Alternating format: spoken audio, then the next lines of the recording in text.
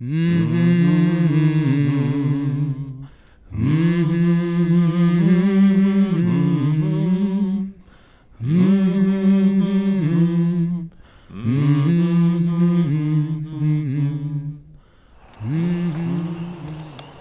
every voice and sing, till earth and heaven ring, ring with the harmonies of liberty.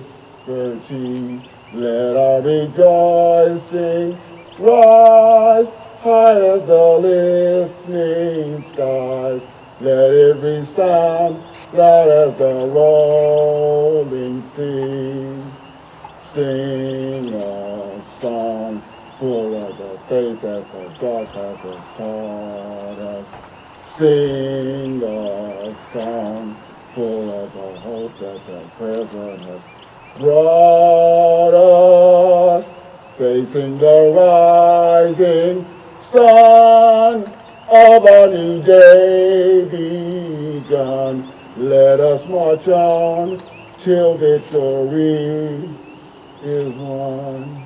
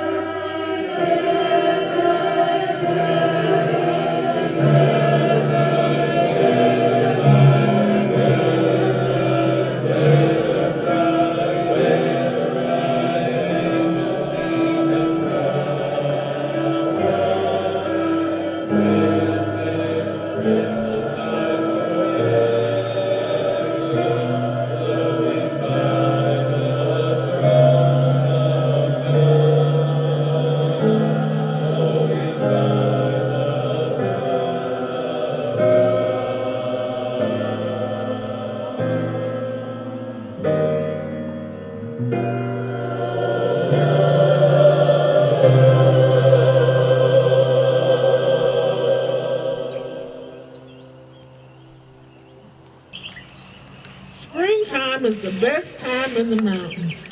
Red blood and the psalmist in bloom, mountains full of wildflowers. The mayapple, bloodroot, Dutchman's britches, just beautiful flowers. My mother loved wild iris so much, that's what she named me. You know that wild iris, she is a beauty, but she's a fragile flower. A hard rain will knock her bloom right out. Springtime is graduations and ball tournaments. We love watching everybody's babies come across that stage, don't we, Wendell? Sure do, baby. Like to watch them play ball. A year ago was the COVID spring. There's people around the world that lost their breath, and a lot of them lost their lives. The governor told us to go to the house and told us to wash our hands every 10 minutes. Didn't he, Cotton? Making a big fuss, that's for sure. I'm still not sure why. Last spring, I came home to take care of my granddad. Before that, I took part in protests and demonstrations after 2 white men killed Ahmed Arbery while he was jogging. after George Floyd died with a policeman's knee on his neck. I came home thinking I was leaving that work behind.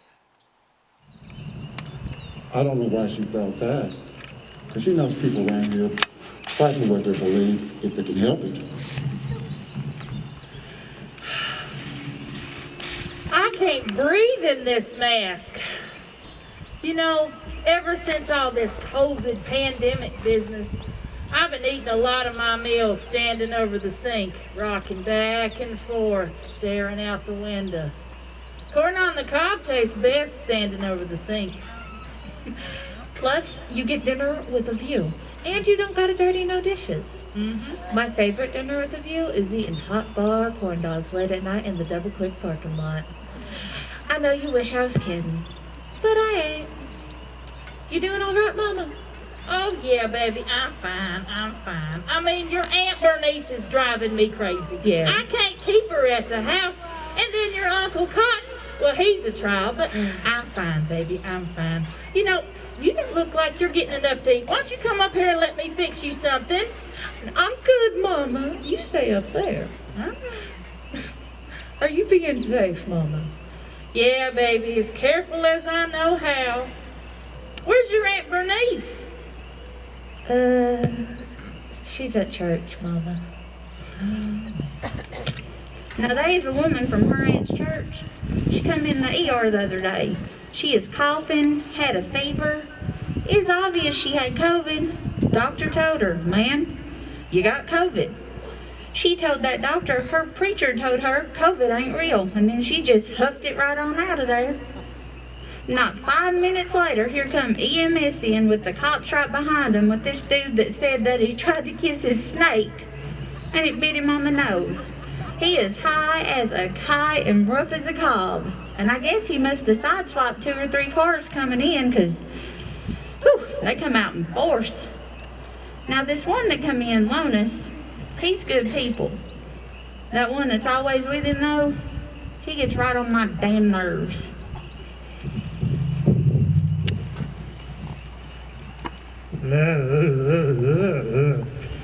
Please, sir, don't arrest her. She didn't want me kissing her. I was forcing to. It was not consensual. I'm not here to arrest you, Snake. How would I do that, sir? And then he looked at me like he was the smartest man in the world and said, My handcuffs are too big for a snake. Thank you. so then I told him, handcuffs, you do realize a snake ain't got no hands, don't you? And then he wanted to pull a big attitude with me, and I told Lonus, you got about 5 seconds to get him or I'm putting him on a stretcher. That boy got into policing for the wrong reasons. Always bad to fight. But he might figure it out one day.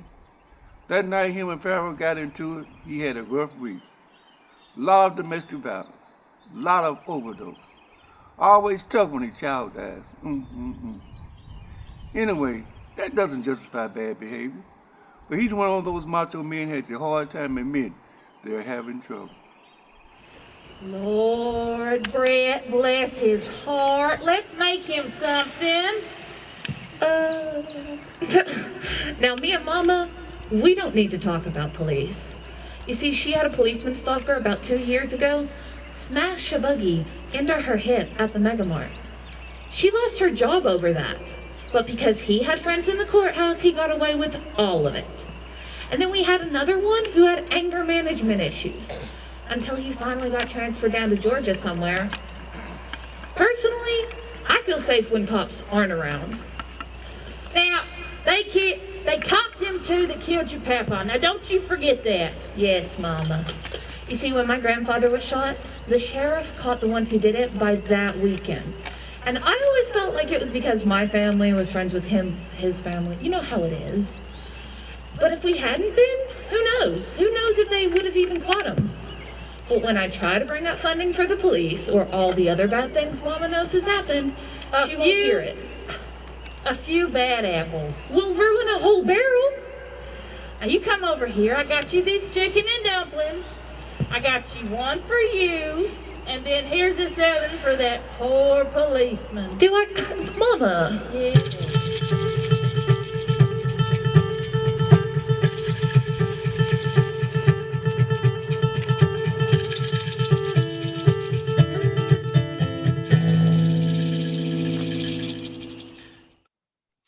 I work with that fella Snaky Dan at my grave digging job. He's a white supremacist.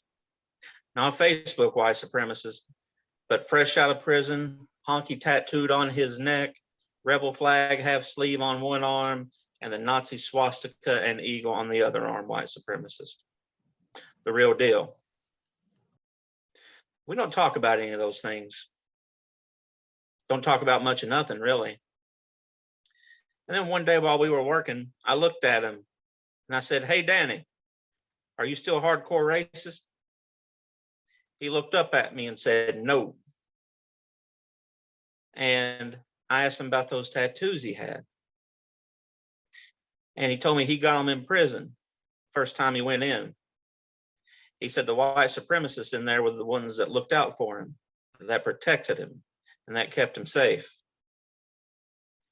And then I asked him, since he wasn't in prison anymore, if he was going to get those tattoos covered up. He told me no. And that's when he told me he was still on drugs. And he figured he was going back to prison anyway on account of being super institutionalized. But then he said he might get his tattoos covered up, at least the ones people could see. I've known that Snaky Dan since he was a kid. A lot of people hate him for those tattoos, but I appreciate them. It helps me to see what's coming. Early in June, some high school students organized a peaceful demonstration saying it wasn't right for people to die in the streets like George Floyd or in their home like Breonna Taylor. But still, it doesn't matter what they did or what they didn't do. You see, all I've got to show for all that fun is 5 beautiful ex-wives, a broke back, and a bass boat that belongs to the bank.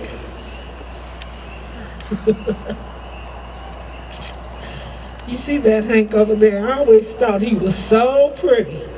He and I went to school together. And when we were in high school, he always sat next to me. He was the type of person that always recognized what other people did. I'd say something and the teacher would ignore me. And he'd say, "You just said that. You raised your hand and said that, but the teacher's going to ignore you and call on that other kid." The more stuff I pointed out, the more I realized it was happening simply because she was black. You know, it's easy when you say something and people ignore you to think that you're imagining it. When they make you feel like, you know, you're insecure or, what do they call it? Gaslighting. Yeah, that's right, gaslighting. Now Hank there, that little wild child Hank, he was the person that always said, "I see what's happening. I see what you're doing, and I want you to know I see what's happening." I am so grateful to him for that. Lorna, I'm glad to see Martin's come back. I was getting a little lonesome. Lonesome? Yeah. Don't let him tell you he's lonesome. He's always going down to the doctor's office with people and going to visit his church people. Now, we've been having church Zoom since April.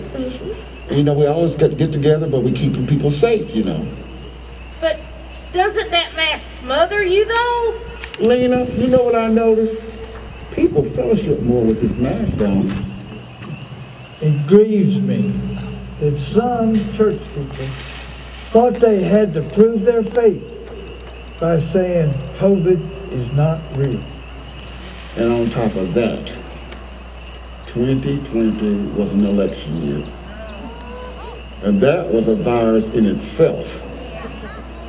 And you know, I was always taught not to mix religion and politics. But I swear, those two have been mixed up all this past year.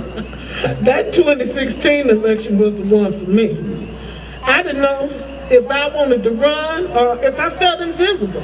People I've known all my life as hardworking, loving, caring people just seem so angry at me, mad at me for living, just like they were spoiling for a fight. But you back that Black Lives Matter. What is that but terrorism? Have you seen this picture? And this picture? And this picture? Tell me that ain't real. Cotton, that's not about that.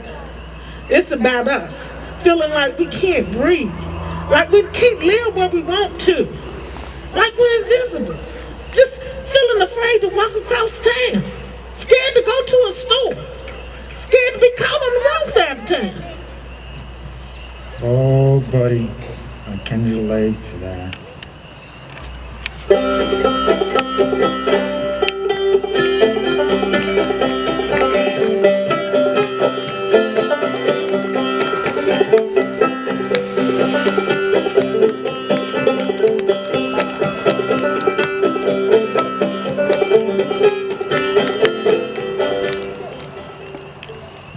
Now, spring gave way to summer, and that virus kept picking up steam.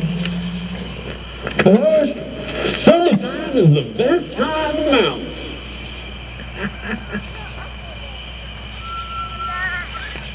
I remember we used to go down to the old BTC bus line and get those old tires, you know, and one to get on one end and one to get on the other, and they roll them tires to bust through that line. And on top of that, we get to be like Huckleberry Finn. They get on those upside down car tops and go down the river. Oh yeah, and remember when the black pool was over there by the bridge? You remember that? And those teenagers would get you up on that high plank and drop into that 12-foot of water and say, "You better swim or you gonna drown." But they stay right there with us, and we learn to swim. Now in the summertime, I buy all my vegetables from roadside stands and farmers markets. I eat one homegrown tomato every day. Now, this past August, I got a 5-pound bag of green beans every week. I'd cook some of them with taters, bacon, and onions, but most of them I'd string up to dry to make shucky beans. Yes, summertime and out running the roads, pushing on Martin's Fork, going down to Dollywood, maybe up to Cincinnati, see the roads. There wasn't much running this past summer. That corona kept us all at the house. That governor kept us at the house. Protests kept picking up steam, too. Lid blew off in Louisville. People needed reminding how Breonna Taylor was shot in her home by the police. People wanted something done. That woman was up to something. You know she was. I don't believe that. She shouldn't have died like that. You don't know what you're talking about. I heard she was mixed up in drugs. She was an EMT, man. A first responder. You support first responders, don't you?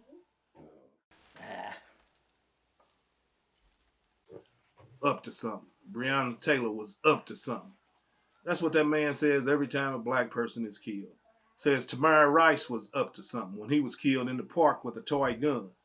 Said Walter Scott was up to something when he was pulled over and killed for having a busted tail light. But he didn't say a damn thing about Kyle Wittenhouse when he killed 2 people and went home. When James Alex Fields Jr.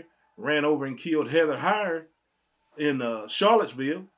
How's it okay for blacks to be killed for maybe being up to something, but white people who we see are up to something still have their day in court?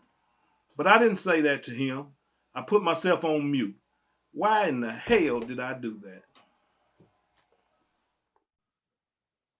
Early in June, some high school students organized a peaceful demonstration saying it wasn't right for people to die in the streets like George Floyd or in their home like Breonna Taylor. But still, it doesn't matter what they did or what they didn't do. We protested in Harlan to show that allies exist in these mountains, that our friends are tired and worried that they might be next. But some people got it in their head that we were going to be violent, that we were going to burn down Harlan, and that we were outsiders. I heard they're anti-fa. God, they'll not burn our town down. I'll make sure of it. People couldn't see who we were. Us having stood right in front of them our whole lives. But they saw what they wanted to see. My great-grandfather protested in the 1930s and my grandmother in the 70s. And my uncle's family up at Black Jewel just last summer. And we have things in common with the protesters in Louisville and in Minneapolis. Now, my papa, he was Antifa. He fought the fascists in France in 1944. Him and Mamaw left the coal fields as soon as he got back. They told my parents the idea of going back was crazy. And that's what my parents told me. I moved back anyway at the end of May 2020. I was there about a week when I heard about a Black Lives Matter demonstration happening on the bypass. If you want to protest, I'm okay with protesting. I'm a firm believer you got a right to speak your mind.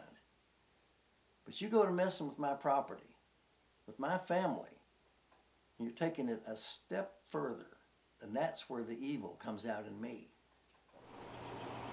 That this was happening here meant so much to me, because I want to be able to tell the people in my community about what Black Lives Matters means to me.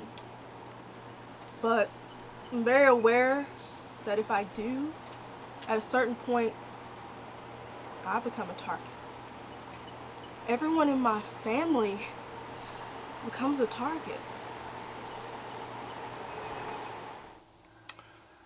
Before we went down there, images of violence from other protests swam in my head.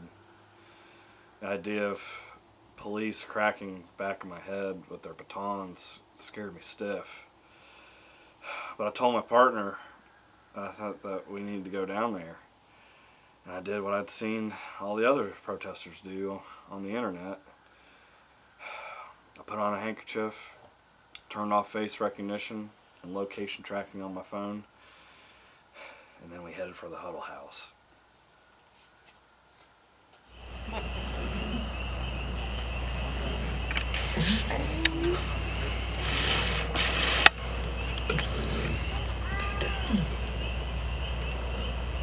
That day it was hot, just summer hot.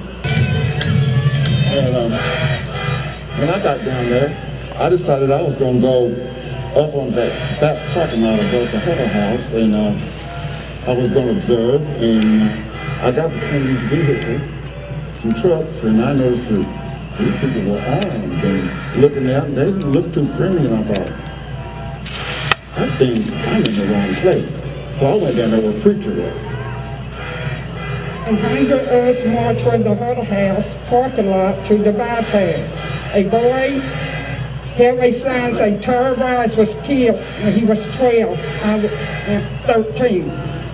We stood together and we said, I can't breathe. White silence is violence. Black lives matter. We took a truck full of water bottle out there. Saw a bunch of people we hadn't seen since the Blackjaw blockade. I, of course, had to work, so me and this dude I work with, we sent about 50 pizzas out there. Because I don't know if y'all know this or not, but pizza, that's how we say I love you around here. A few trucks went by shouting, "Get a job!" A few more went by shouting, "All lives matter!" But it was mostly support. I still don't see what they hope to accomplish. Protests ain't gonna bring the mines back. Ain't gonna put nobody to work. Nobody got strangled here.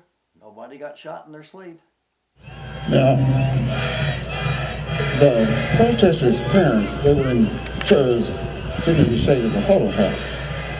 And I noticed these cars going back and forth, and they were blowing their horns, honking their horns, and I thought, I didn't know whether they were for or against the protesters. But when I saw those big 18-wheelers come by, blowing those air horns, I knew it was something big, and I knew it was about us. And it slowed down all the traffic. And those Antifa watchers, they kept their powder dry too. And in the midst of the demonstration, I had a vision, right on the floodwall like a movie, of my old neighborhood, Georgetown. And I'm like, I just had this vision about them. The people, how they were in tree-lined streets, and the people just socializing together.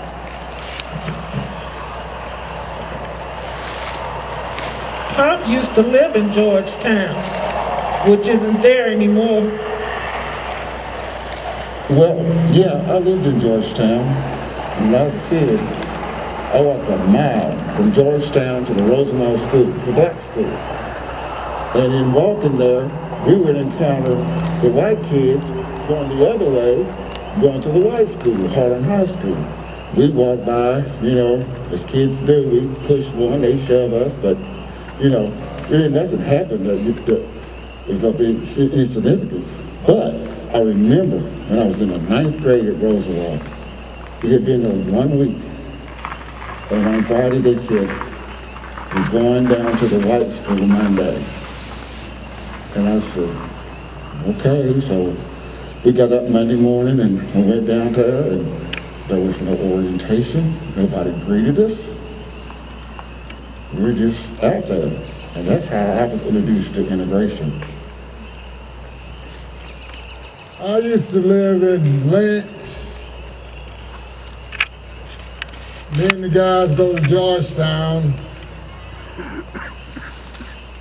I had a girl in Clovertown, girl in Georgetown. From 7 to 9, I'd be in Clovertown, and from 9 to 11, I'm in Georgetown. And Gloria is the girl, Clovertown, Gloria, and had Mona in Georgetown. And we tried to get along with them. Loved them both, treated them right, you know. We had something going on, but Felix was my main man. And when I got tired of him, I told Felix all about him. Raymond come up to me, and he said, Ray, your name Ray? I said, that's what the people call me, you know. He said, and he pulled out his gun. Man, I started running. I ran all the way to the middle of Georgetown Bridge.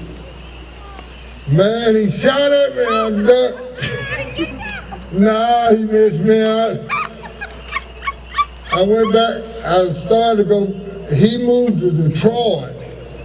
Then I kind of eased back into Georgetown. Georgetown, my time. So I want to go back to Georgetown. A lot of the mischief that went on in Georgetown was for people coming from other places to do their thing and going back to where they came from. And a lot of the socializing was at a place called the Hall, Club Hall. It was run by Mr. Alfred Chipman, and he was like, it had a divided, it was a dance place in the back, and you can do a little gambling if you wanted to back there too. But up front, they had a barbershop and a place that you could buy dinners. Remember those people, all those people, Wendy, tell you remember we had all those people with them funny names. We had that lady, I used to call her was Miss Little Bit. And we had Miss Creola. And we had Mr. Gilbert, Mr. Papa. Yeah. And don't forget Mr. Screwdriver. Yes. You know Mr.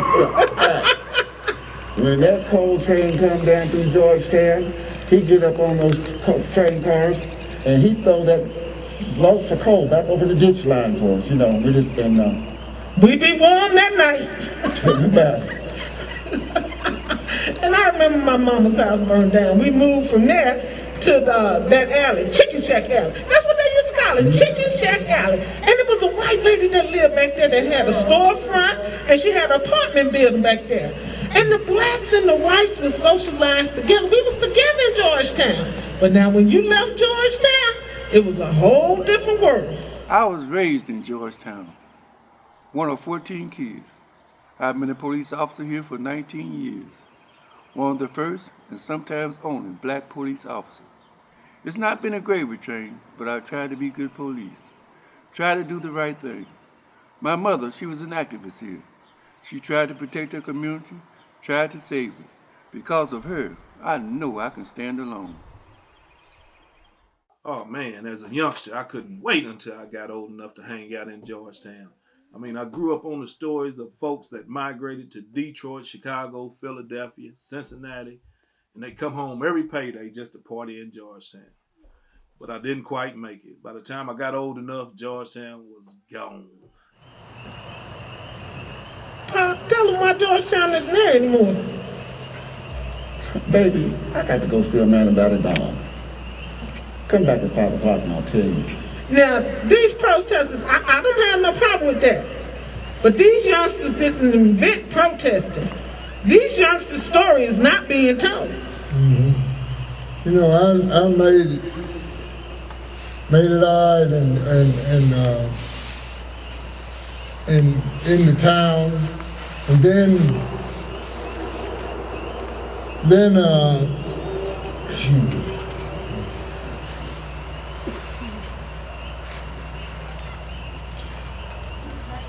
crack coke come in there. Anyway, we started in the 60s, everything was going all right, and then, you know, everything kind of changed.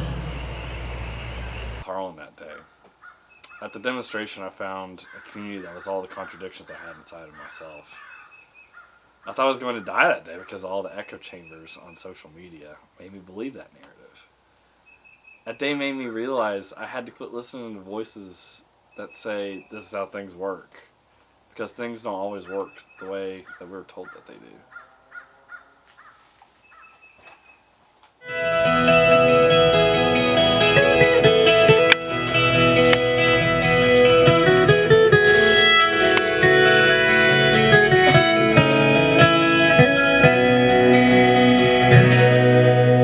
I'm listening, I hear you, and all you have to say, all about what's going down here in the USA. People cussing, people fighting, all to be heard. Who's right, who's wrong, who gets in the last word? Love is the answer, love's the only way. Let's all come together, create a brighter day. Is the answer, love is the way. Let's all come together, create a brighter day.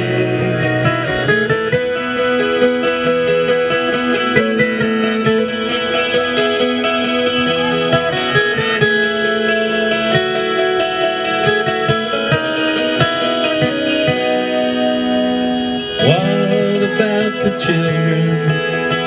What are they to believe? Your side or my side? It's so hard to see. Voices from the distance call to show us light. Give us hints of purpose, how to get it right. Love is the answer, love is the way. Let's all come together, create a brighter day. Love is the answer, love is the way. Let's all come together, create a brighter day. Love is the answer, love is the way. Love is the answer, love is the way. Love is the answer, love is the way. Let's all come together, create a brighter day. Love is the answer, love is the way.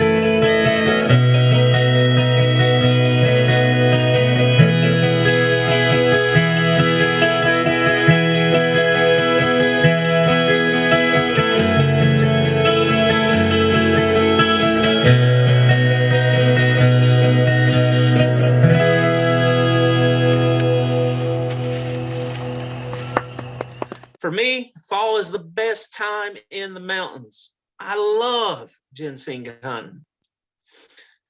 I gotta tell you, my dad always told me to bury the berries so more would grow. I remember one time he told me that nature will give you all you need if you treat it right. But this fall, I couldn't find the first plant. People started digging back in March because the work got scarce. Let me tell y'all about fall. My favorite thing about fall? It's Thanksgiving. Y'all know why? Food, baby! I am talking turkey, gravy, mashed potatoes, rolls. And then, of course, you got broccoli casserole, green bean casserole, sweet potato casserole. I mean, come on, more rolls! And then you have pies. And not just any pies. You have apple pie. You have cherry pie. You have pecan pie. And then, of course, the piece de resistance, or whatever the French word is. You got pumpkin pie. Pumpkin pie, baby. I remember about Thanksgiving is those days they had the turkey bowl in Georgetown. That's when the old guys, young guys, would play touch football. But there was they didn't have any pads or anything, and it was not touch football. Of course, Thanksgiving is when my entire family caught COVID. This past fall, there was so much shooting in town. I mean, there was just so much. I know it was hunting season, but you couldn't tell if it was target practice or what. You remember the election days when they would come over and line up to the streets in Georgetown, and they'd have people out there with sodas and ice cream, and people be out there cooking ribs. Then they'd line them all up that were able to vote and give them $2 and a pint of bourbon to go vote. Remember that? Now this past fall, that election, it wasn't quite as festive, was it?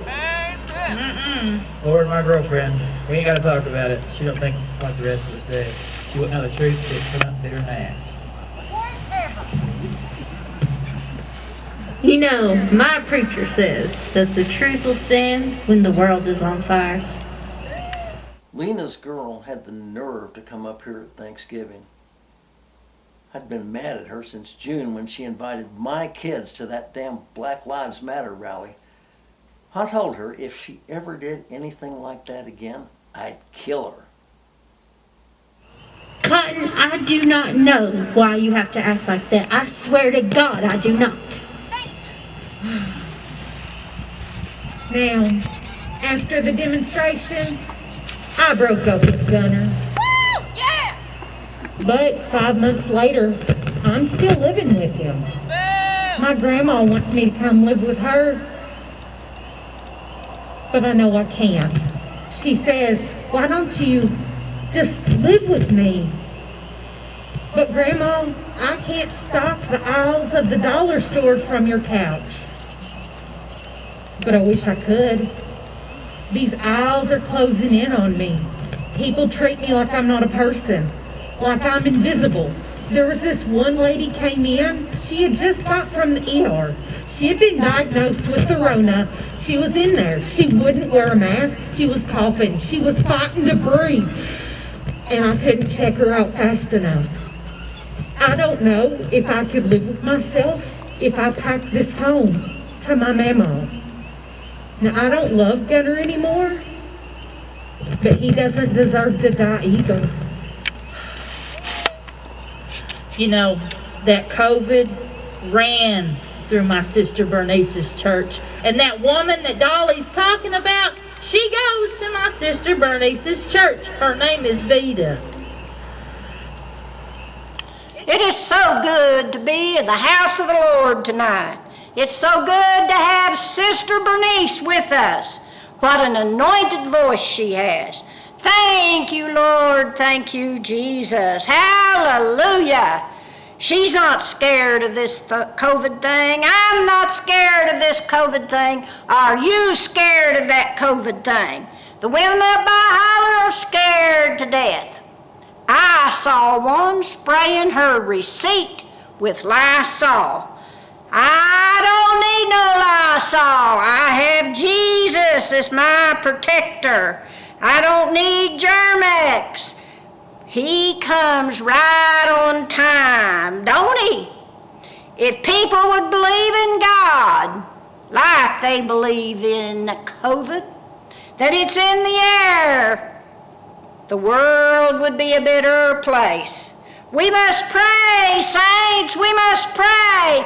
We must pray until we feel the glory of the God. Lord, help us all. Since I've been in the church, I've seen people healed of heart disease. I've seen people healed of diabetes. I've seen people healed with nervous conditions. I've seen God intervene when the doctors had thrown up their hands and give up. And I have seen that with my eyes over and over and over again. And there's people say to me, "Preacher, that ain't so. Miracles went out with the days of the disciples." And I'm here to tell you, church, it is too so. I've seen it. My God is a good God. My God is a loving God. And that's the God I preach. I don't preach COVID. I don't preach mass. I preach salvation. I preach love and grace and compassion. Because I have known that love in my life. And in that love, I place my faith. Amen. Amen. Amen. Amen.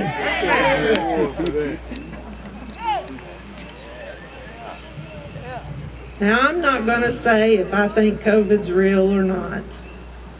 I'm going to wear my mask because it's the law of the land, and I obey the law.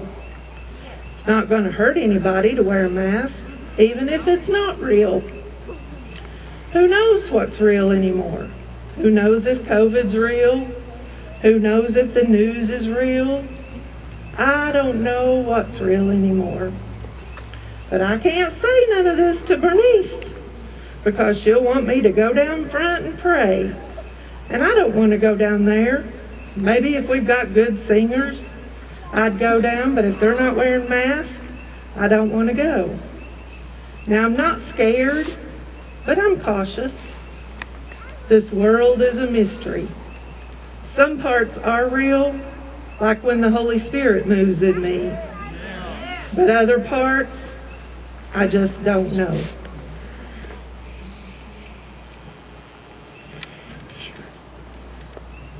Y'all, I swear, I woke up the other day and I was feeling awful. And I was shaking and sweating and just so tight in my chest. And Iris, of course, she told me I needed to go on out to the ER and get checked out. So I did, because I love my friend. They started poking me and prodding me. They shoved a Q-tip plumb up my brain. I swear. Awful.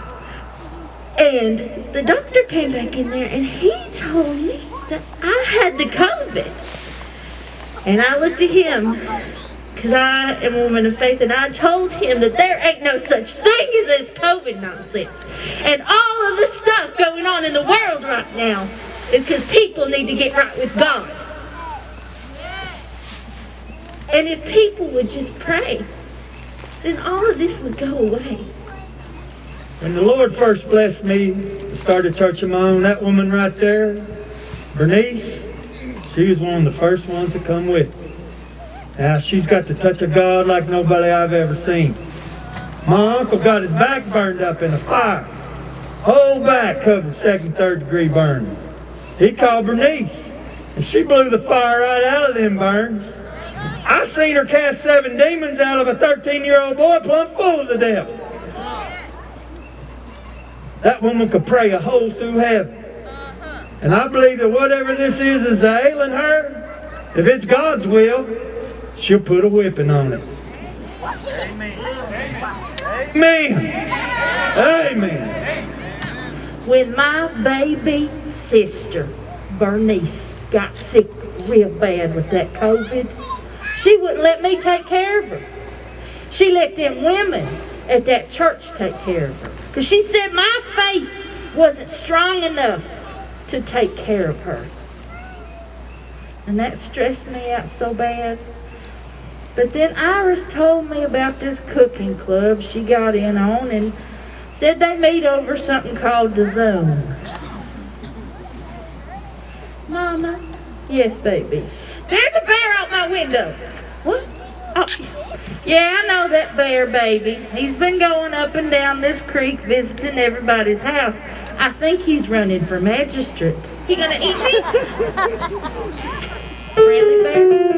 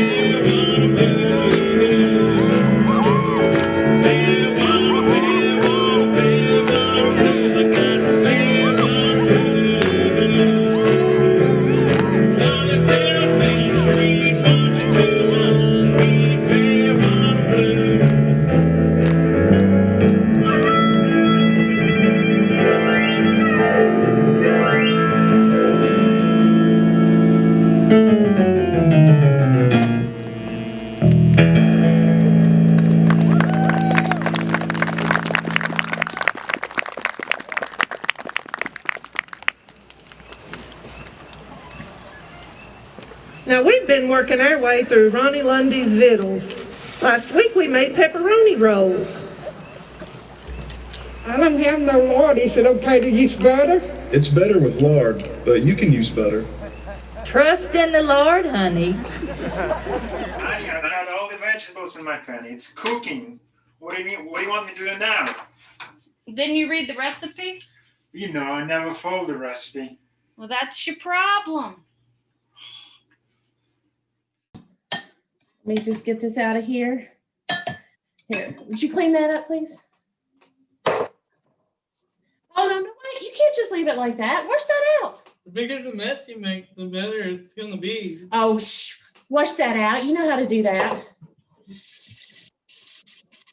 Stir it around a little bit. Take that brush. Clean it out.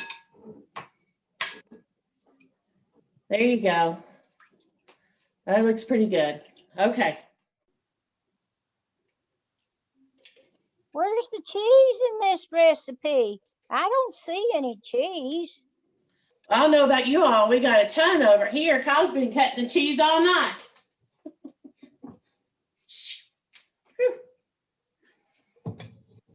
What does all y'all's dough look like? I don't think mine looks right. Can you hear me? Can you see me? Are you there? Say something. Have y'all started planting your peas yet? I'm planting my peas in buckets this year. I'm having a bucket garden. You know, they don't have pickle beets in the store. They're out. Y'all, I fixed me some beets the other day in the pressure cooker, and they turned out real good. Ooh, I'm gonna have to try that. Y'all, ever since this pandemic business, my mind has been like an Etch-a-Sketch. I can't remember nothing. I forgot I ate all them beets, and then the next day when I went to the bathroom, did y'all know that beets turn your doo-doos bright red? I thought I was dying. I have learned so much. It takes me straight back to my mom. My mom was always cooking. Honey, she'd have just homemade biscuits, fried chicken, fried corn, ooh, peach cobbler, chocolate pie. She always was cooking a bunch of food. You know, she had about 9 kids, so we had plenty of food. And she let anybody come over. Lord, I loved your mother. Good dog rising. Honey, I used Pillsbury Crescent Rolls. I had 3 Zoom calls and 3 babies hanging my hip. And they say cheaters never prosper.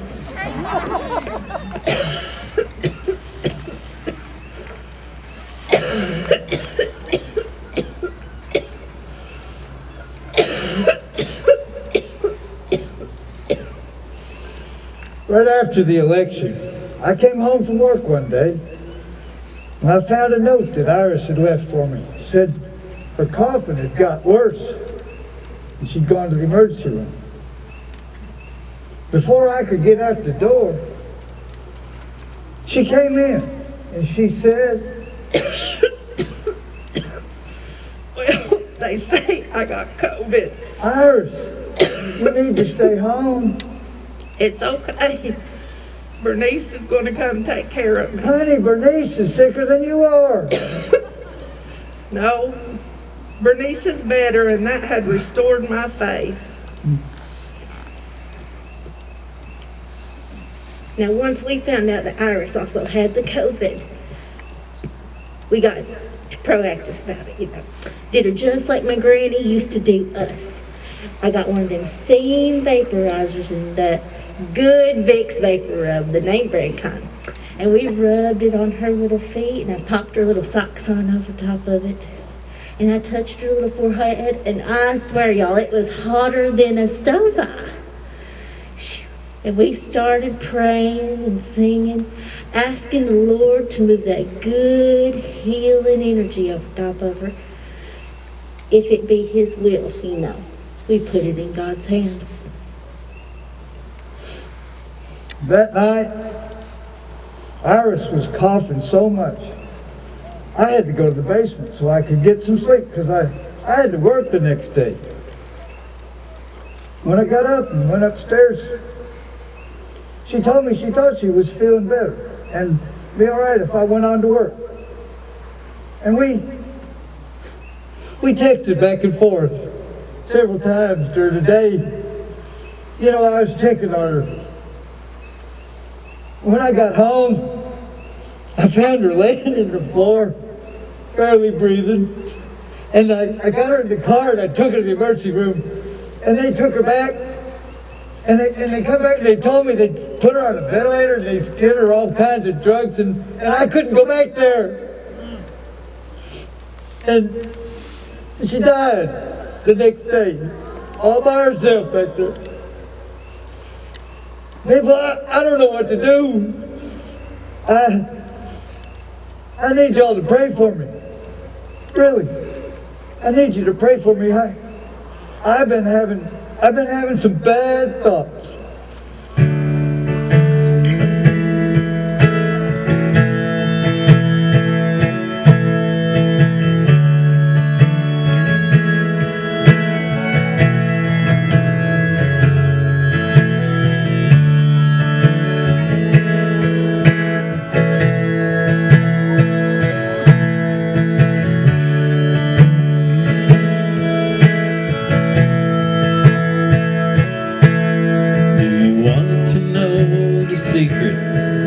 Do you want to hear the truth that's hidden in your conscience for all of us to use.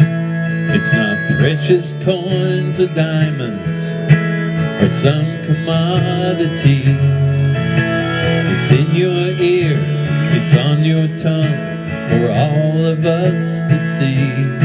So don't let your mind go where it shouldn't go. Don't let your mind go where it shouldn't go. Let's show love for our brothers and forgive everybody too. For is there no reward, 'cause someone just don't think like you? Let's all come together, let's all shine a light on the darkness in this world, and let's all get it right. And don't let your mind go where it shouldn't go. Don't let your mind go where it shouldn't go.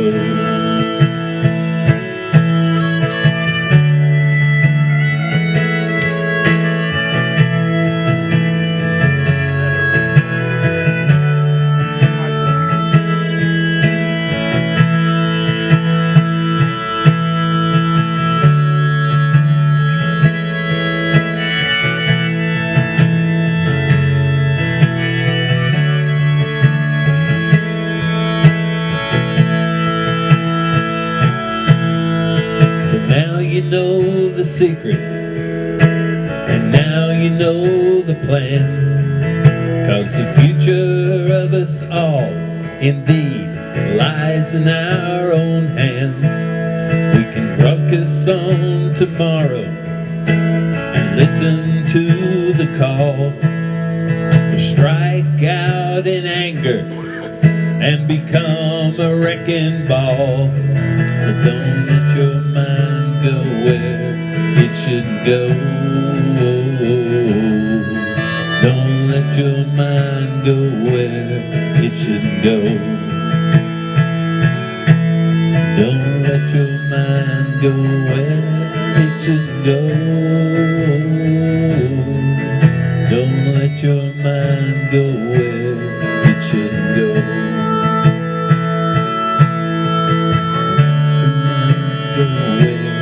It shouldn't go.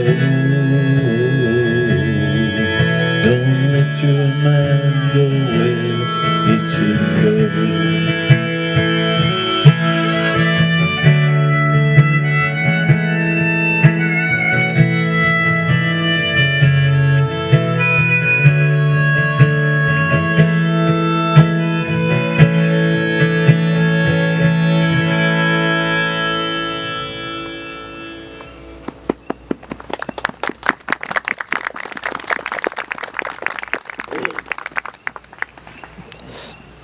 Well, I know many people disagree with me.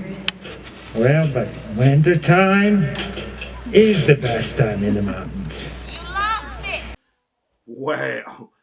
Man, you done lost your rabbit-ass mind this time, Snake. Winter's the worst. I hate winter. If winter was a person, I'd shoot him just for being winter. Wow. Boys, I'm telling you, a big good snow turns the world quiet. The power goes out, but you don't care.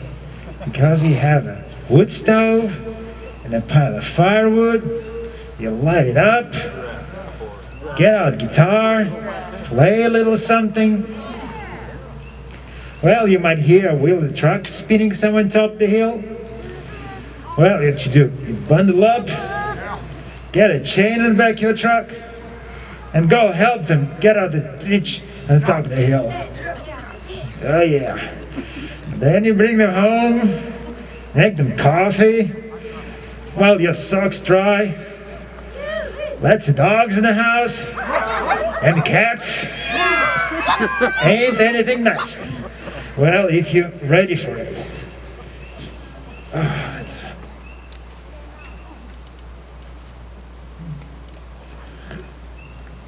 I love Christmas.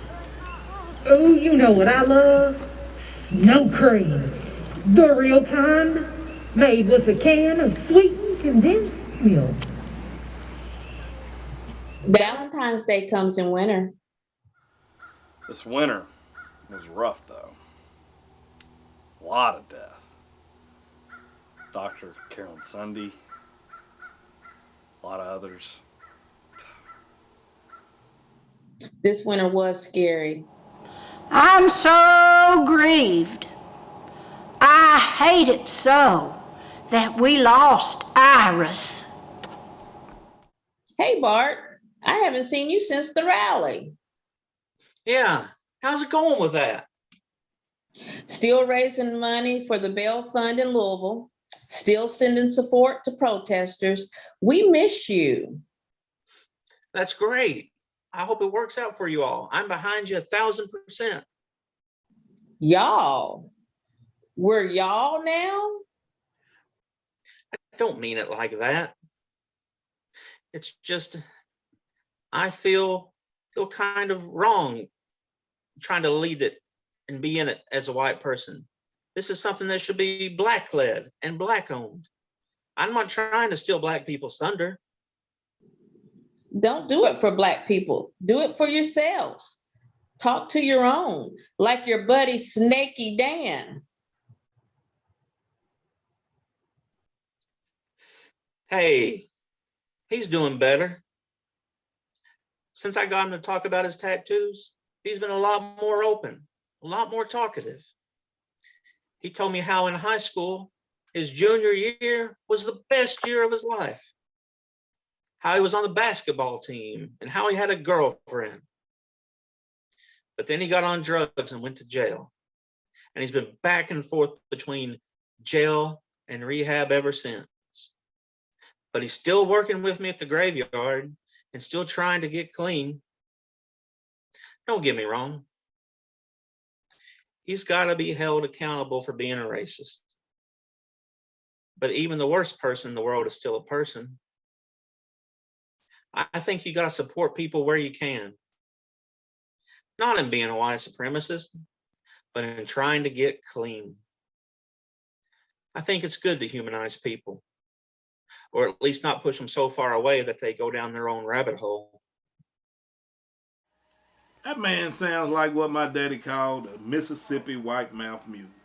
You might see him different if you were standing on my side of the fence. Poor him. Got put in jail. Like that explains everything. AC, that ain't helping.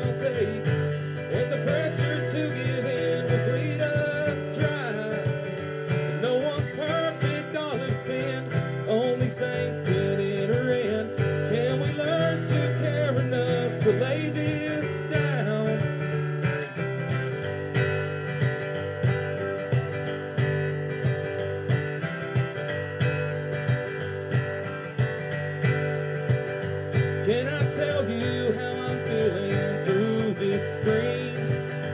Can I tell you everything the way I mean? Can I tell you without hurts what I believe?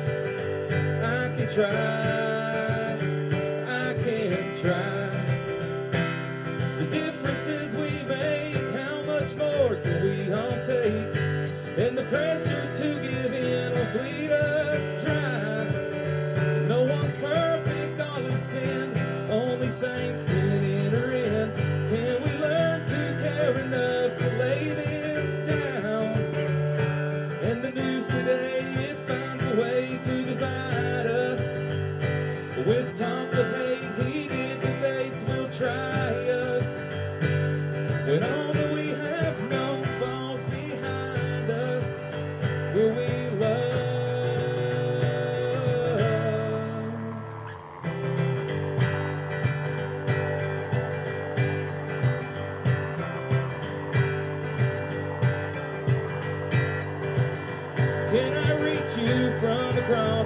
picket line? Can I reach the souls that need me in time? Can I reach you in the darkness with my light? I can try, I can try, I can try, well try. The differences we make, how much more can we all take? And the pressure to give in will bleed us dry. And no one's perfect, all have sinned, only saints can enter in. Can we learn to care enough to lay this down?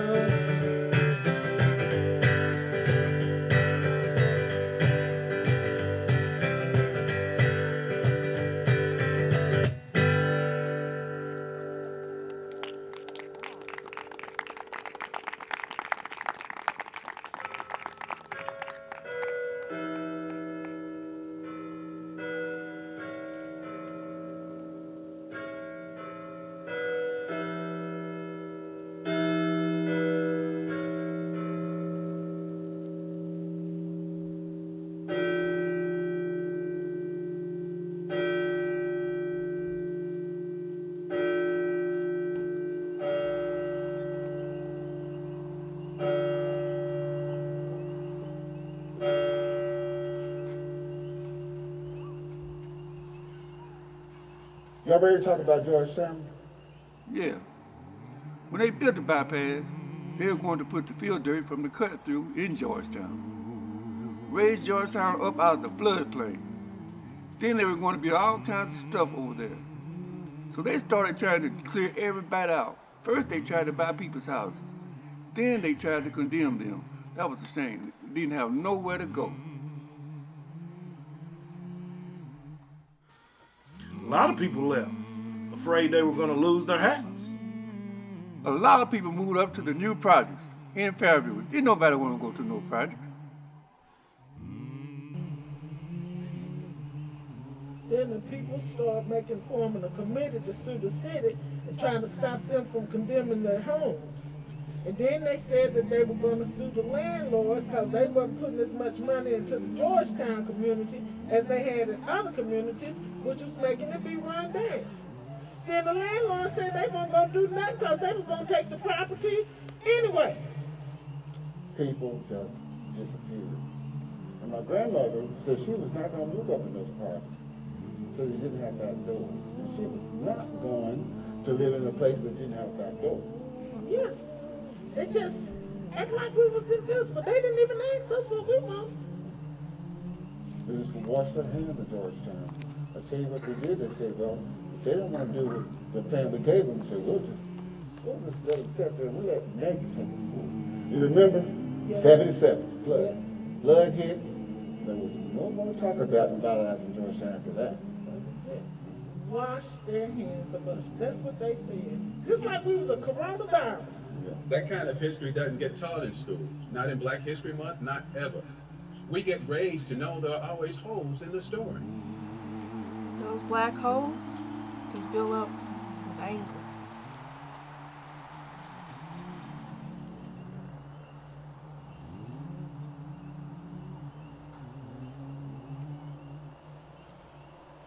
Iris's funeral was in December. They had it down at the church by the flood wall. I hear there was a whole gang of people there, 200 or maybe 300. And I don't doubt it. Iris was a good woman. But I didn't take no part in it. There's a rock out behind our house that looks out over the valley below. That's where I was, morning of the funeral, when that preacher come a-hunting. Whenever Wendell didn't show up to Iris's homegoing, we went up to the house looking for him. And when he wasn't there, the preacher asked me where I thought he might be. So I showed him on up to Wendell's Rock.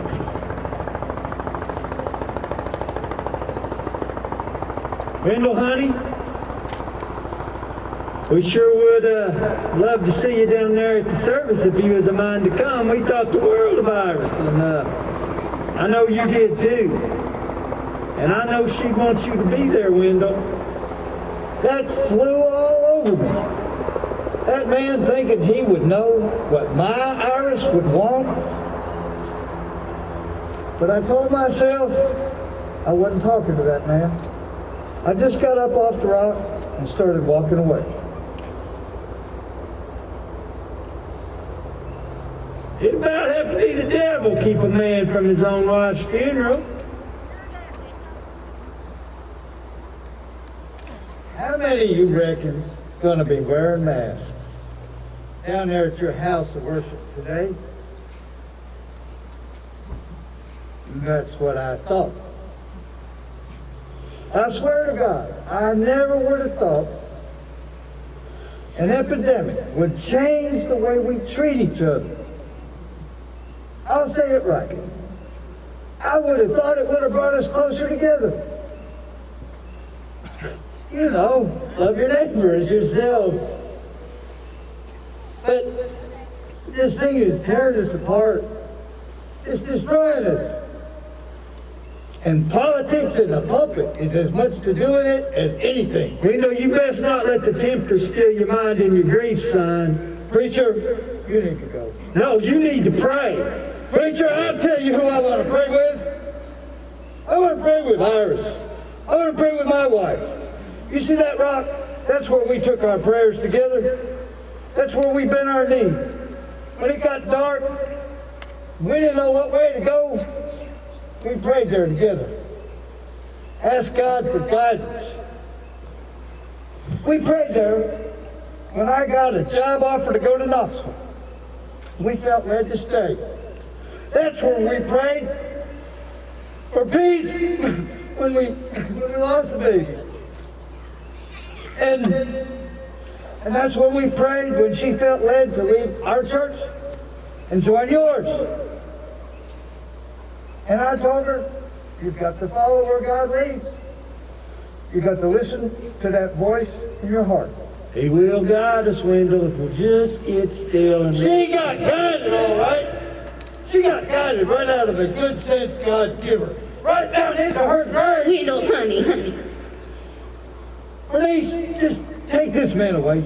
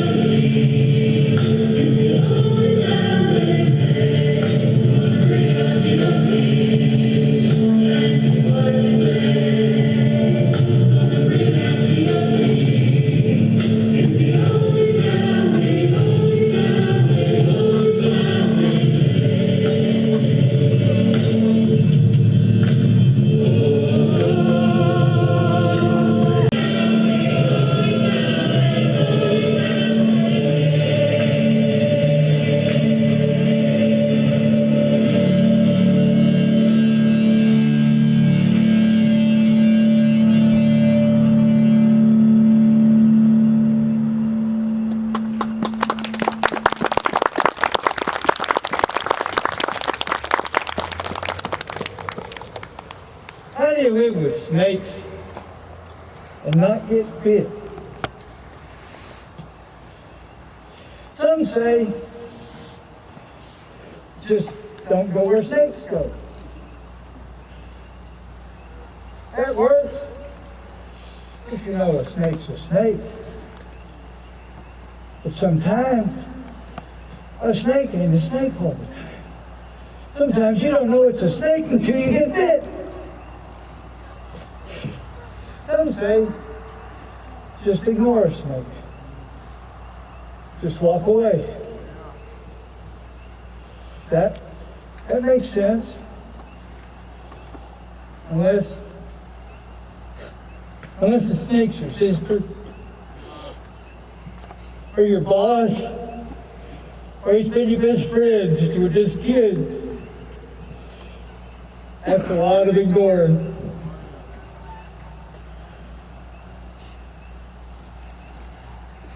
My uncle and I haven't had the best relationship. And when I invited my cousins to the Black Lives Matter protest, he threatened to kill me. Me. You know, the girl he's watched grown up, his own flesh and blood. He threatened to kill me. He chose white supremacy and his beliefs over family.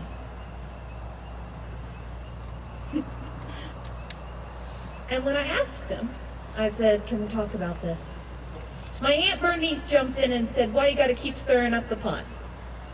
Why you gotta keep making things difficult? Why you gotta keep talking about all this Black Lives Matter business, or talk about LGBT, CDEFG rights, you know?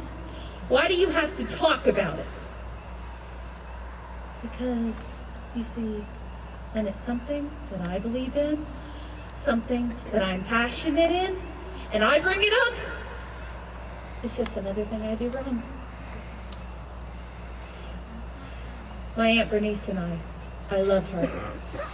She's one of my best friends, but God, we don't agree sometimes. And you know, she says this phrase. She says, I don't have to like you to love you. I don't have to like you to love you. Which is a whole lot different. A whole lot different than I love you no matter what, isn't it? It's so different. I'm sorry. I'm sorry, y'all. I'm so tense. And I'm stressed, and I'm overwhelmed, and I am drowning. I am suffocating, gasping for air. It is like I have been thrown into a river. And I'm just sinking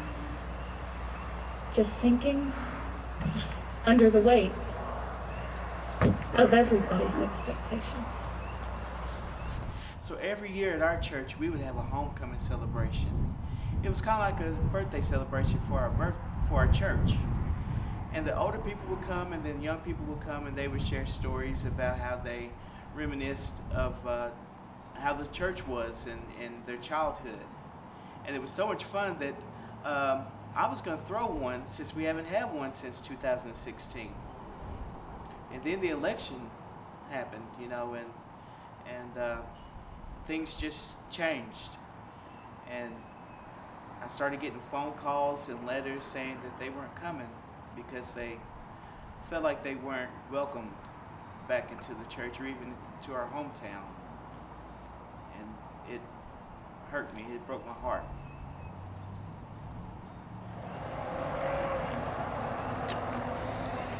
I don't know about y'all, but healthcare workers right now, especially nurses, we're tired.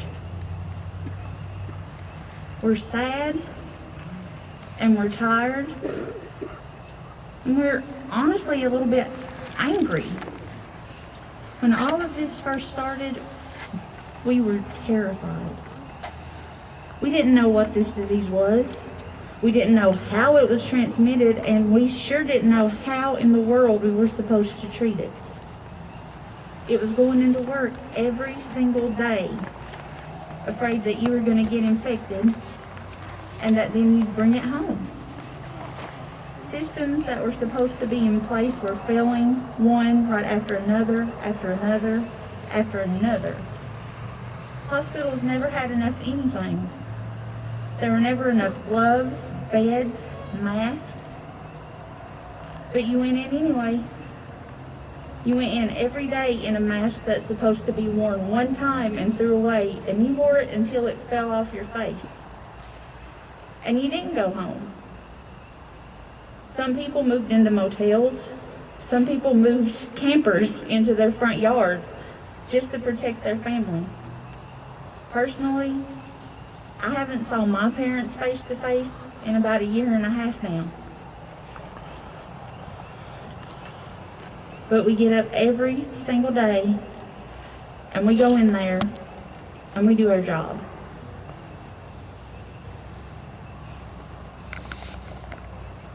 Now we're almost a year out and shit has got real. It feels like nurses have been left high and dry.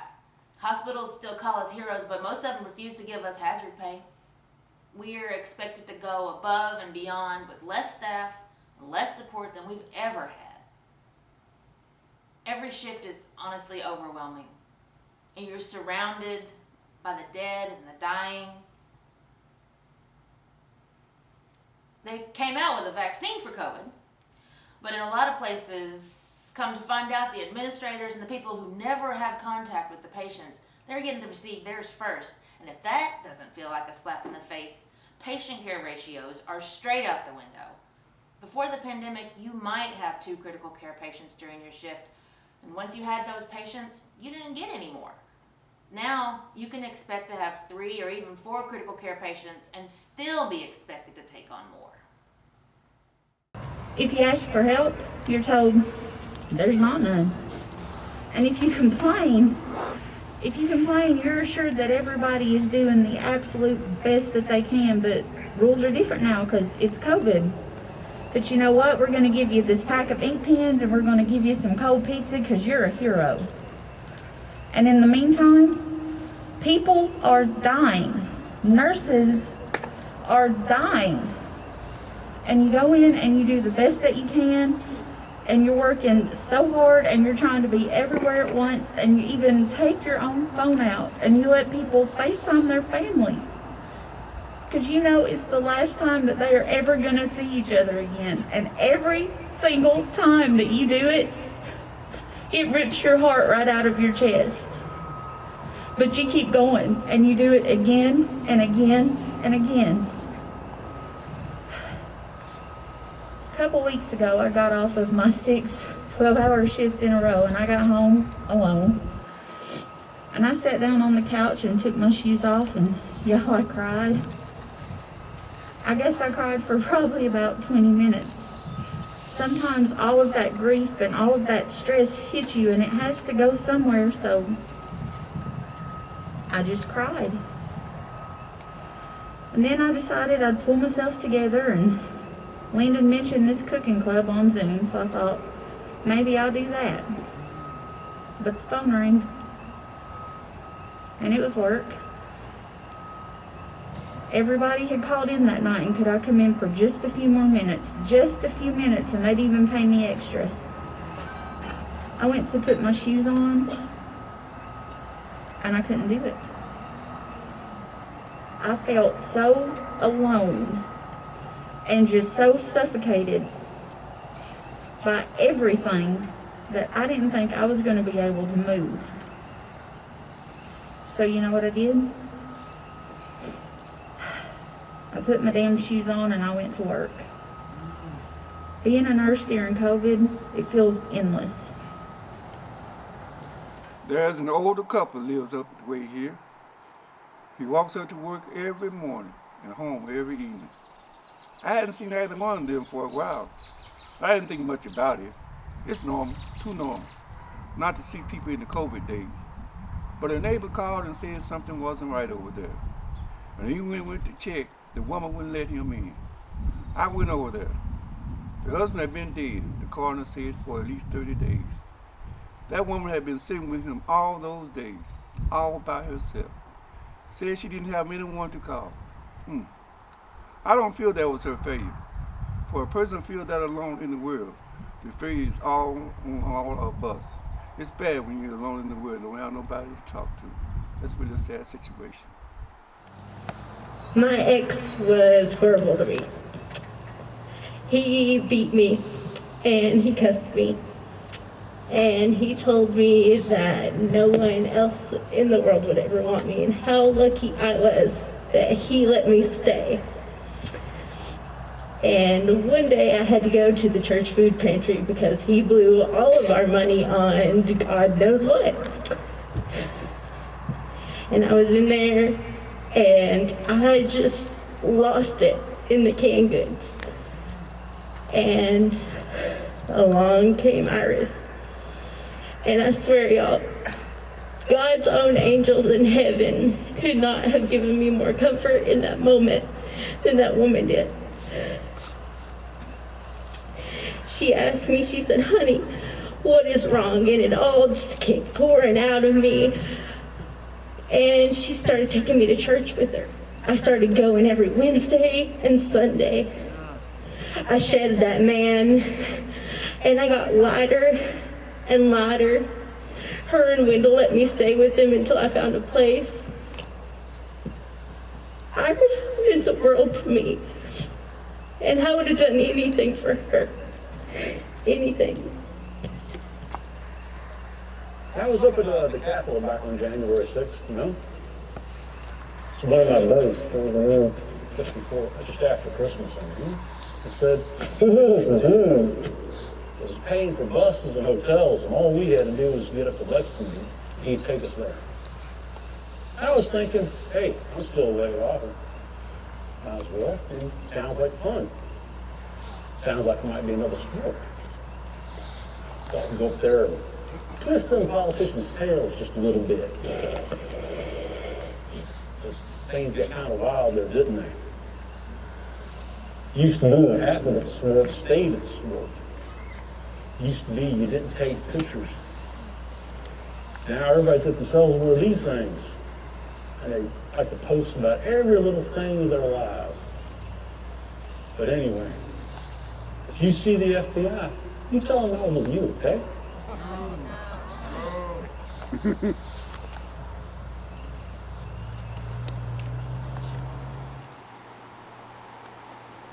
One night, between Thanksgiving and Christmas, it was late night, heading in the morning, and I was in the living room by myself, and all the weight of living as a black person just came down on me. The pain of mourning all the black life lost, I thought of the tears of my mother, watching her child die on the internet over and over. I got on my knees and it all poured out. Fear, anger, mourning, they all flowed out of me all at once. I stayed on my knees, praying. Please, protect my family. Help us make it through this. Help something to come of this. Help people start shifting. I prayed with all my might for there to be a shift. There has to be a shift. There's got to be a shift. There has to be a shift. There has to be a shift. There has to be a shift. There has to be a shift. There has to be a shift. There has to be a shift. Lord, please let there be a shift. I believe I might be ready for a shift, if it was a good one.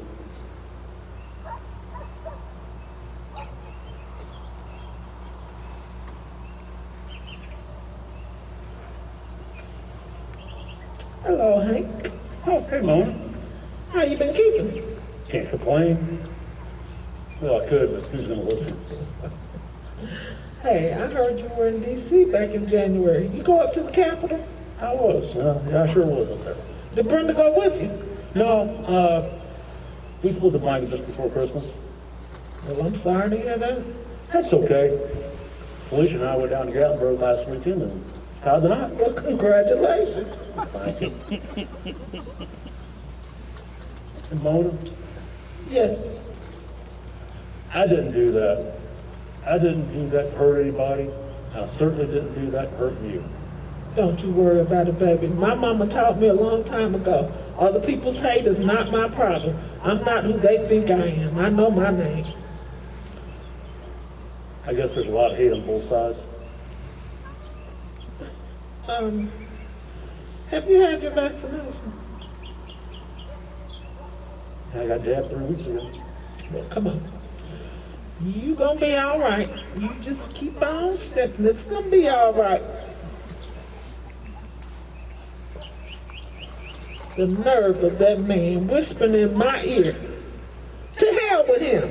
To hell with all of them.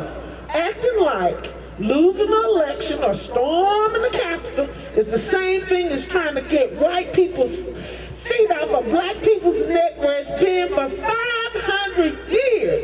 Can you see me? Does anybody see me?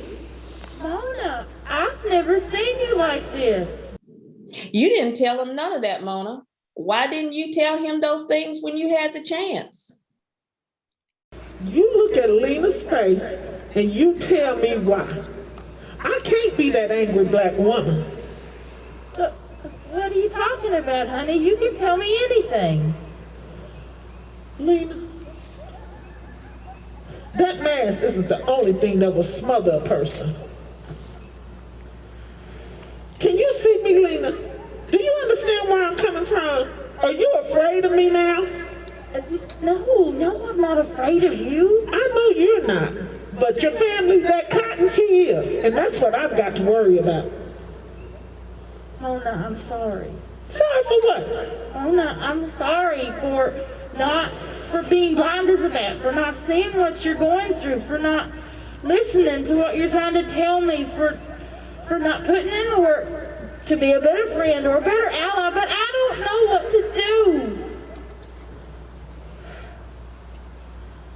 Listen, I don't blame you. And I have to forgive you for my sake. I have to forgive you. Besides, didn't you tell me you were going to give me some sorghum for that cake recipe for the cooking club? Yeah.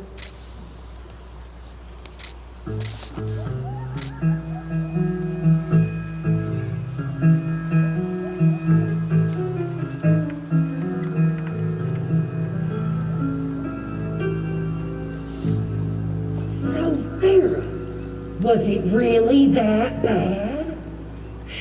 Let me put it to you this way. I had 4 people couldn't breathe, but I couldn't be in there with them because I was on the phone with this crazy lady throwing a fit because she couldn't come back and be with her husband. And it wasn't like the man was dying. He had a Twizzler stuck in his ear. A Twizzler? Yes, girl, a Twizzler. Apparently he'd been trying to clean his ear out and he broke a piece off in there. And it's this big emergency all of a sudden. And she saw somebody come in with their service dog. So she started cussing me and saying, that dog come back there, why can't I come back there? And I saw y'all let that dog come back there, why can't I come back there? Finally, I just said, madam, do you happen to be a service animal? Well, she hung up on me. I'm probably gonna get fired. Well, not fired, they'll write me up. They ain't gonna fire me. They can't. Lord, Farrah, honey, I see a ghost. How are you doing? I'm good, Lena. I figured I'd show up, and I'm hoping y'all can show me how to make this cake. I can't show up to that funeral with no food, and you know I don't cook. Baby, you know we will. Does anybody want to help me cook a snake? See, my mama killed one in her garden this morning, and I read on the internet that if you fix it just right in the air fryer, it'll taste just like chicken. How come everything tastes like chicken? Chicken's delicious. I thought we were here cooking a sorghum cake, my garden snake. Y'all got y'all sorghum. I got mine. My granny used to say, if you kill a rattlesnake before it sings, its babies will never learn how to sing. That's what she called rattlesnake rattle, singing. If little babies don't grow up not knowing how to sing before they strike, that makes more dangerous. All babies must learn how to sing, or we all in trouble.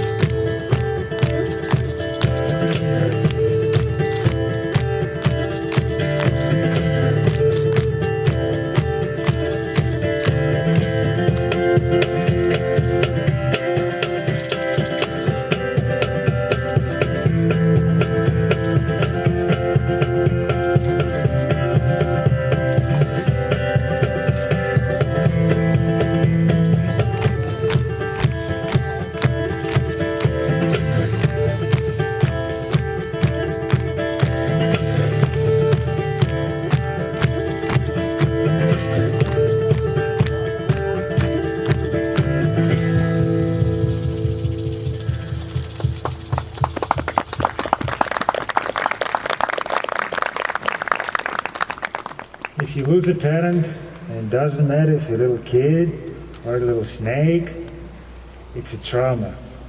And the trauma puts a hurt in you, and it leaves on a hurt in you, whether you act like it does or not. I don't see why we're talking about this.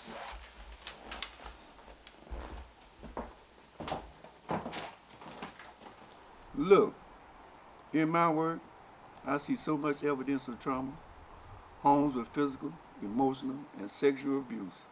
People neglected physically and emotionally. Kids growing up around mental illness. Mamas getting beat up. Drugs, broken homes, loved ones incarcerated. It's so widespread you stop seeing it. We got to get together and love one another. This world is in a bad situation. You stop seeing it. You stop being able to talk about it. But you must talk about it. You can put this trauma down, and it'll stay there 1 year, or stay there 20 years. But it'll surface eventually, and you will have to deal with it. Everyone around will have to deal with it. Because people with trauma are going to act out. Something hurt them, something them got broke. They're going to act out of this pain. We have to make it so people can say, I'm having a problem here. We have to take care of them when they do. Tell them it's okay to not be okay. We think we all have to be so brave, so stoic. We think we have to hold it in. We don't. Hell yeah, we do.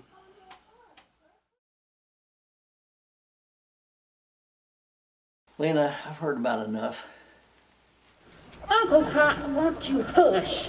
I'm talking to people. Now listen, when we are with each other, Denial. Just plain denial. Deny what you see and what you know you see.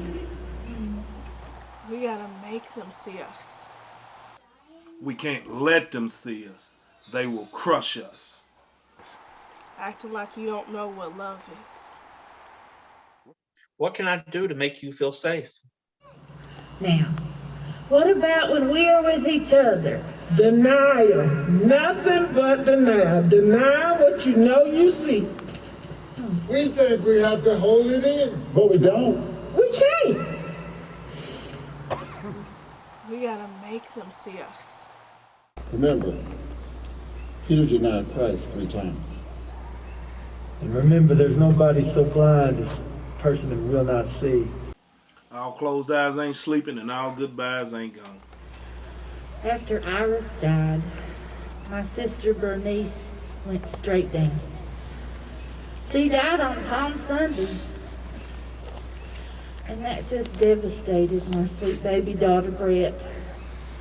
She loved her Aunt Bernice so much.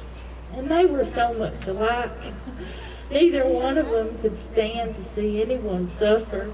Not even our hateful old Uncle Cotton, who went all to pieces when Bernice died. There Brett goes now, taking them some chicken and dumplings up to his house. You know, Bernice's funeral was the most closest thing to normal we've had in a while. Now, some of the service was on Zoom, but those that had been vaccinated, they came out to fellowship. And you know what? It was out there in the open. Bernice wanted it in the open. She loved outdoors. Bernice taught me that God's church is everywhere. My sweet baby Brett spoke at the service, and I was so proud.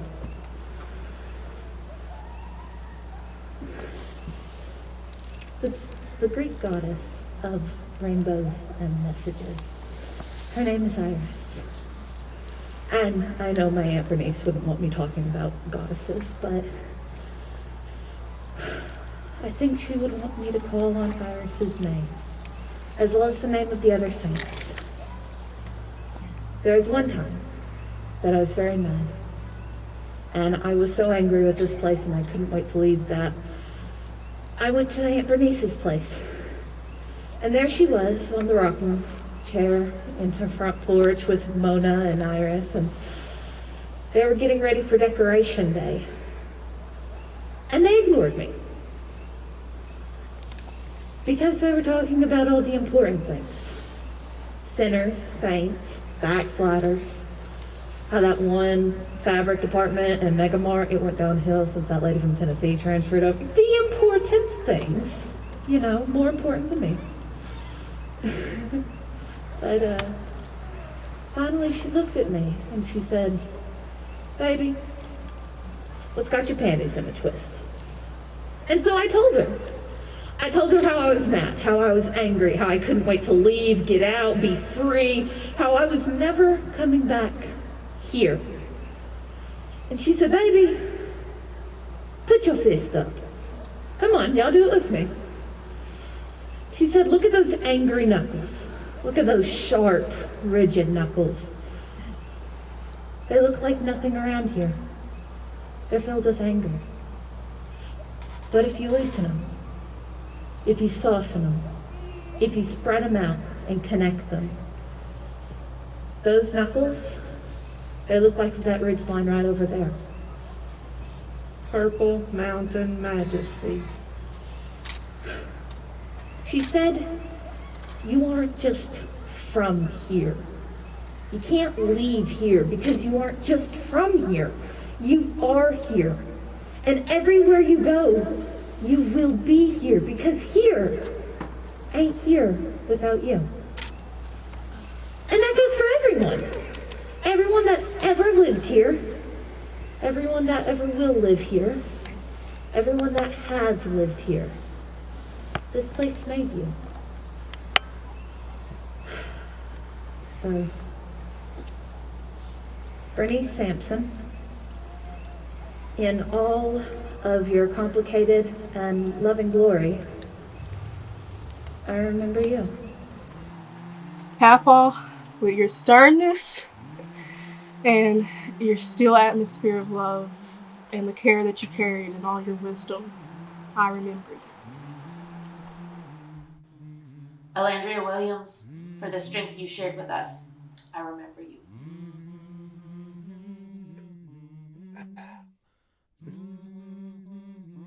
Margaret Eastridge, for your unending amount of kindness and your everlasting friendship, I remember you.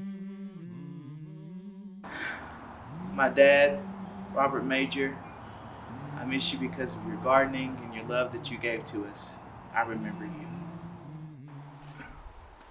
This is in remembrance of my niece, Dr. Carolyn Sunday, who gave me the strength and courage to be in higher ground. I remember you.